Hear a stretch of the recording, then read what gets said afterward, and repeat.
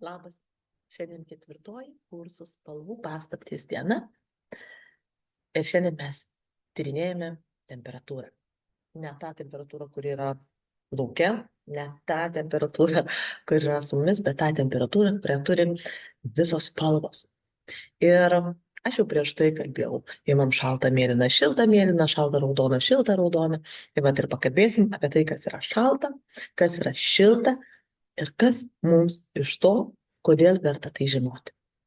Tai pirmiausia, jeigu nagrinėjame spalvų ratą, tai labai supaprastintai kertam ratą per pusę ir vienoje pusėje yra šaltos spalvos, smaragdinė žalia, mėlyna, violetinė, šalta raudona, o kitoje pusėje yra šiltos spalvos, ryškiai raudona, oranžinė, geltona, salotinė.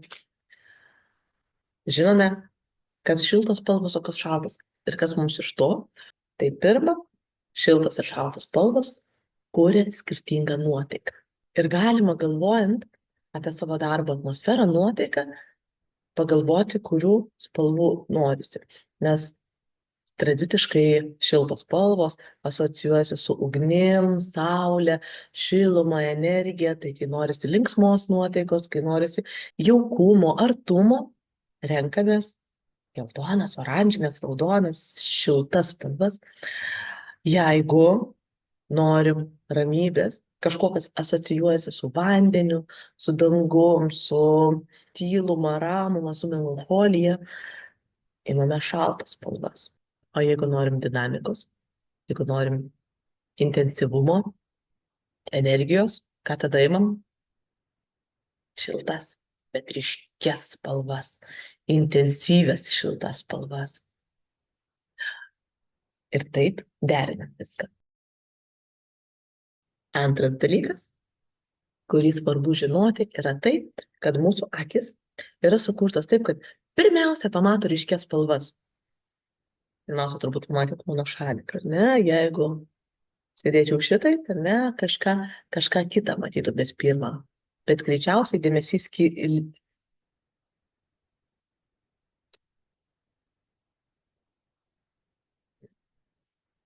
Jei sėdžiu šitaip, ką pirmiausia matote?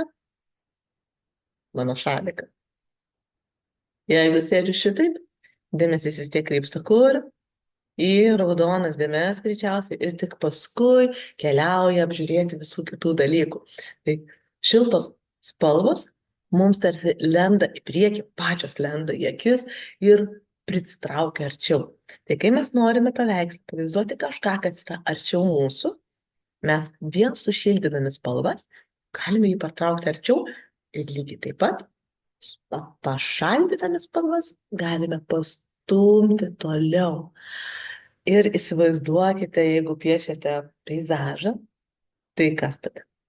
Šiltas spalvos, geltonos, oranžinės, šilta žalia yra priekyje, kuo toliau eina žalia, tuo labiau šąla, kol pavirsta į mėlyną. Kaip peizažas, dailininkai labai dažnai naudoja šitą šiltos, šaltos spalvos kontrastą. Ir tą patį galima panaudoti ne tik peizažuose, bet ir natūrmortuose. Pavyzdžiui, aš nusipiešiu raudoną obuoliuką ir jeigu noriu, kad jisai pasislinktų arčiau mūsų, o fonas nutoltų, į foną lieju šaltas spalvas. Kviečiu pasidaryti mini pratimuką ir išbandyti visą tai. Pirmiausia, nusipieškime 2 langelius ir juos įsipieškime apvalius rutuliukus, tokius obuoliukus, vyšnaitės. Ir vienu foną pabandysime sukurti iš panašaus pobūdžio, šiltų spalvų ir atspalvių. Ir pasižiūrėsime. Atrodo labai harmoningai, spalvytės gražiai derinasi tarpusavyje, bet obuoliukas netaip smarkiai skiriasi nuo fono. O jeigu kitam foną užliejame šaltomis spalvomis, tas mūsų obuoliukas, pavadinkim taip, iš karto išlenda, jis paryškėja, fonas tarsi atsitraukia. Ir jeigu norime tokį tikrovišką įspūdį sukurti, gražiai pasodinti ant stalo, visada verta užsidėti šešėlį. Šešėlius ne juodus dėjau, vieną rudą, kitą violetinį. Tęskime toliau. Trečias dalykas, kurį taip pat svarbu žinoti. Šiltos ir šaltos spalvos mums gali padėti išryškinti kažką, ką norime išryškinti paveikslai. Pavyzdžiui, jeigu noriu į ką nors atkreipti dėmesį, šaltame paveiksle, šaltų tonų paveiksle, galiu įdėti kažką šilto. Ir atbulai šiltų tonų paveiksle įdėti kažką šalto. Tai yra vienas iš būdų patraukti žiūrovo akį. Ir ten priklauso nuo to, kokio intensyvumo yra tos spalvos, šiltos ir šaltos. Tai jeigu labai ryškios, šiltos ir šaltos spalvos naudojamos piešinyje, tarp jų yra tas ryškus kontrastas, didelis skambėjimas, pavadinkime taip, ir jos sukuria dinamikos įspūdį, jos tokios tikrai labai intensyvios. Galima lygiai taip pat šiltas ir šaltas spalvas derinti, naudojant ir labiau prislopintus tonus, bus harmoningiau. bet lengva pasakyti, ar ne, šilta spalva, šalta spalva. Tai visgi mėlynos šaltos, o raudonos šiltos?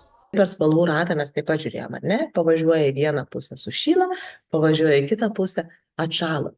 Yra spalvų, kurios šiltos arba šaltos yra tik tai priklausomai nuo savo kaimynių. Pavyzdžiui, jeigu turim vyšninę raudoną, ar jinai yra šalta, ar jinai yra šilta. Jeigu prie vyšninės raudonos mes padėsime geltoną, jinai taps šalta. Bet jeigu prie vyšninės raudonos mes padėsime šaltutėlę mėlyną arba šaltutėlę violetinę, jinai greičiausiai bus šilta. Tai šiltas ir šaltas spalvas rinkitės derindami vieną su kita.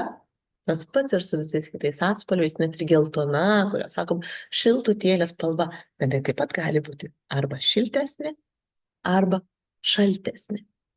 Tai eksperimentuokit, žiūrėkit, bandykit, pavažiuokit skirtingų spalvų derinius, sudėkit vieną šalia kitos skirtingas spalvas ir patyrinėkit, kuri tampa šiltesnė, kuri tampa šaltesnė. Ir iš viso to, ką tik papasakojau, tęskime pratimus toliau ir pasibandykime, pasižiūrėkime, kaip suskamba spalvos, kai jos gauna vienokią arba kitokią kaimynę. Pasibandymui paimsiu ne vieną, o dvi spalvas. Vieną paimsiu raudoną, tokią vyšninę ir nupiešiu tiesiog du objektus. Šiuo atveju ilgus tokius stačiakampius. Galima piešti rutuliuką, galima nusispalvinti pusę lapą, kaip jums patinka. Tiesiog kažkokį objektuką nupiešim į vidurį. Ir viena spalva pas mus bus mėlyna, o kita spalva bordinė arba vyšninė. Ir dabar labai priklauso, kaip jau sakiau, nuo kaimynės. Tai pirmiausia, bandysiu suderinti su labai linksma, labai šilta, gražia geltona. Ir kai nuspalvinu aplink vyšninę geltoną ir šiek tiek labiau geltonai smėlinę, aplink mėlyną, matosi, kad tos spalvos viduje akivaizdžiai yra šaltesnės už foną, nors vyšninė netokia šalta kaip mėlyna. Bet pabandykime dabar pakeisti foną, padaryti šaltesnę violetiškai mėlyną ir tada iš karto ta mėlyna, kuri buvo viduje, tampa šiltesnė ir lygiai taip pat identiškai atsitinka ir su vyšninė spalva, kai ją apspalvinam šaltesnę spalvą, jinai gerokai labiau sušyla.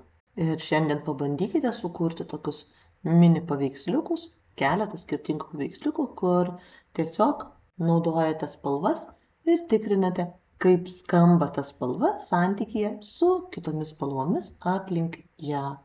Tai šiandien tiek, o rytoj mes keliausime prie dar vienos dažų maišymo sistemos, kurios dar nebandėme, ir galiausiai poryt mokysimės derinti spalvas tarpusavyje ir žiūrėsim, kokie yra skirtingi spalvų derinimo būdai, remiantis spalvų ratu. Iki. Jeigu su spalvomis jau draugauji, bet su akvarele dar niekaip negali susidraugauti, kviečiu į kursus Kaip pamilti akvarelę, kur aiškinamės visas pagrindinės akvarelės technikas. Nuorodą rasi video aprašyme šiek tiek žemiau. Iki.